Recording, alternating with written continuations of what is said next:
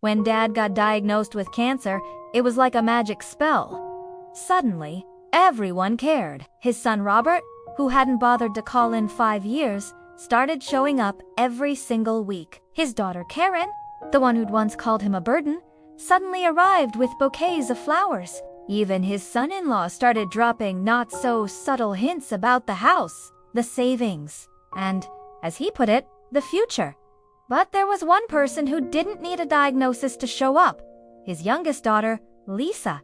She had been there all along, through the lonely evenings, the endless doctor's appointments, and the long, sleepless nights. She never asked for a single thing. And Dad, well, Dad noticed everything. He started to play a role. He acted weaker than he really was.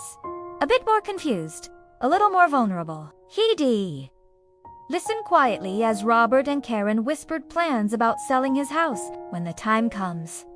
He watched them pocket small items from his home, claiming they were just taking memories. But Dad was smarter than they thought. He saw their greed, and he documented everything. The day before he passed away, he made one last important phone call to his lawyer. 2 weeks after the funeral, the family gathered for the reading of the will.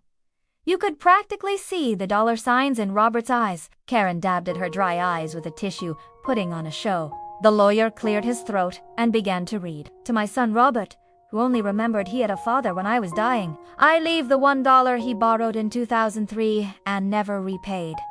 The room went silent. The lawyer continued. To my daughter Karen, who once called me a burden, I leave all of my final hospital bills. Now she can see what a real burden looks like.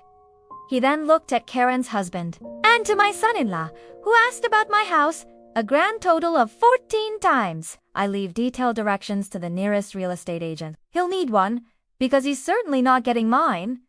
Karen let out a scream. Robert stood up, red-faced, threatening to sue, but the lawyer just smiled and read the final part. And finally, to my daughter Lisa, who loved me without any conditions, who was my light in the darkest of times, I leave everything.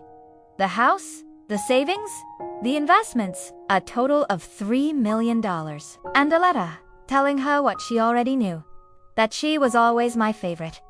Tears streamed down Lisa's face, real ones this time. Of course, Robert and Karen contested the will. They dragged it through the courts for 2 long years, and in the end, they lost. They lost the money, and they lost their sister. Lisa never spoke to them again. It's true what they say. Some people really show their true colors when there's an inheritance on the line. But the smartest parents see it long before then. Thanks for watching.